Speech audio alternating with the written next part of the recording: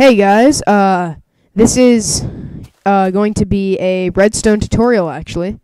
Now, I'm going to have some more like complicated Redstone stuff later on, but for now, I mean, if you already know, like about Redstone and the basics and stuff, you might just want to skip this video cuz it's really going to be like basic, just like the beginning kind of stuff like that. Like, it's not going to be anything too complicated. It's really, honestly, it's going to be just about what Redstone is and how to use it in a very basic form. The reason I'm actually doing this video is because a bit later on, I'm going to have a kind of weekly, like, Redstone creation kind of video thing. I've got some ideas of some cool stuff to make. If you guys have any ideas, go ahead, comment, whatever. I'm happy to hear all your suggestions. So, yeah, that's really about it. So, let's get started here. By the way, before I get started, actually, if you are watching this and you know basic stuff about Redstone, there is one thing in here that I'm going to talk about a bit later on. It's just about how to extend the charge of a redstone wire.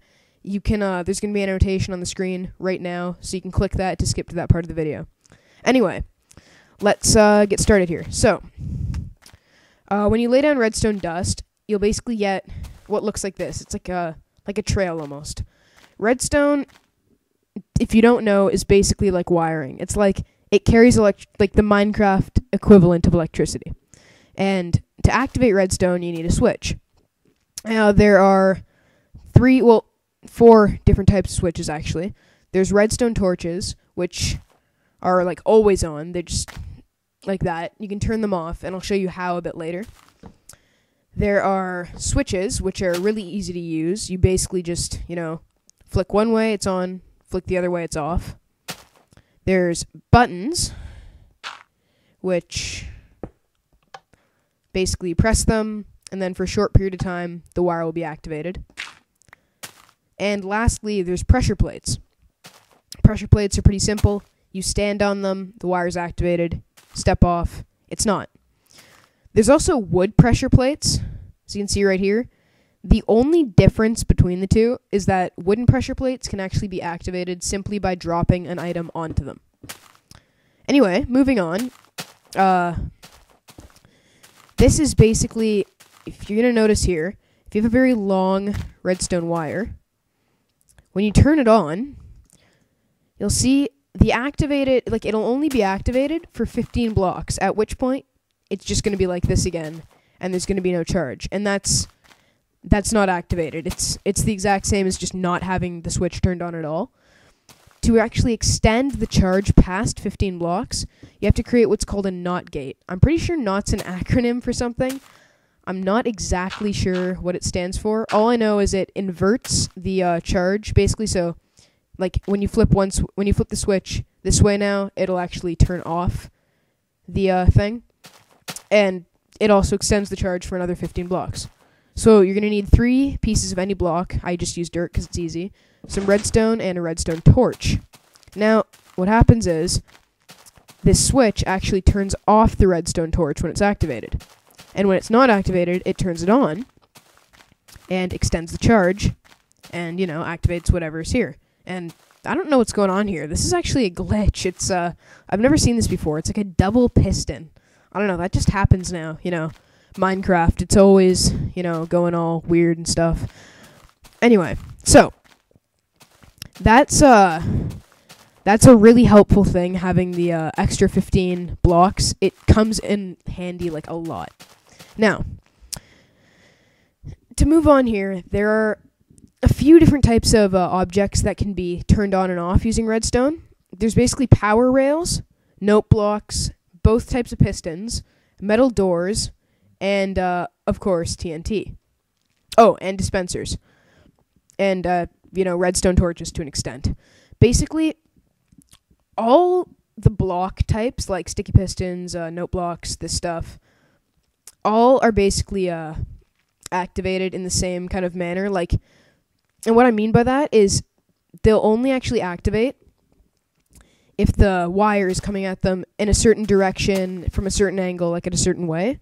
And I'm going to show you how to do that right now. Also, I didn't really mention this. I think jukeboxes can be activated by redstone, but I never use jukeboxes, so I couldn't actually tell you. So, One way to activate it is the simple, just like, straight up to it kind of thing. Oh, there's that glitch again. So just straight up, you can do straight from the sides to, yeah, so that's easy. The next way, if for whatever reason you can't do that, you can go under like this. You can also, go under from the sides to whatever you really want. It doesn't actually matter that much, see. It still works. The other thing is you can do this. If there's a block in between the two, the wire and the object, it'll still work. You can also go over it like this. And that's basically it. Now, the one tricky thing is, you cannot just go, I don't know, like, here, I'll show you, like, I don't know, let's do this. You can't just go to the side like this. That won't work. It actually has to be going, directly into the block. And also, it can't be split off at the point where it's connecting to the block, or else it won't work. So if you want to activate, say, 2 pistons, you have to have it like this. Like, you can't split it off here and do that, because then neither of them are going to work. Anyway, metal doors are a bit different. They, once again, can be activated by just doing this. Straight like that. That's easy. Of course, you can't place redstone right here, because that's the space where the door opens up. You can do this, go in from either of the 2 sides here. That'll work.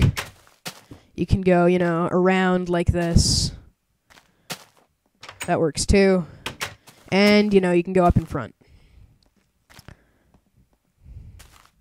And that works. And, here, I'm just going to set the time to morning here, so you can see a bit better.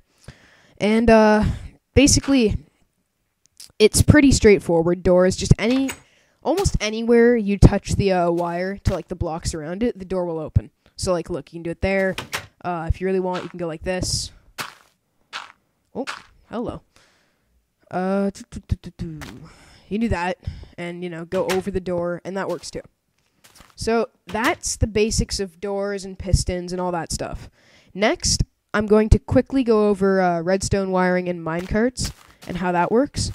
So, again, in case you didn't know this, there's 3 types of minecart rails. There's power rails, detector rails, and normal rails. So, basically, I'm going to explain how each one works and, I'm just going to quickly go over it. So, we'll make a little minecart track here. Power rails, basically, when they're activated, if the minecart goes over them, they will push it farther than they push it fast and they push it far. If they're not activated, the minecart will actually come to a complete stop once it touches them. Here's a little demonstration. They're activated now, and as you can see, it goes a lot faster over them. Next thing is detector rails. Actually activate redstone when the cart passes over them. So we'll put a minecart on here quickly, and boom, there you go. So that's really all there is to minecarts and redstone. I mean, obviously you can get more complex with not only that, but all of this stuff. And that's really the basics, the simple kind of stuff. There's not much more to know when you're just starting out in that. It obviously gets a bit more complex, and you can, have tons of NOT gates connecting to a whole bunch of stuff, and detector rails, and, mix everything together.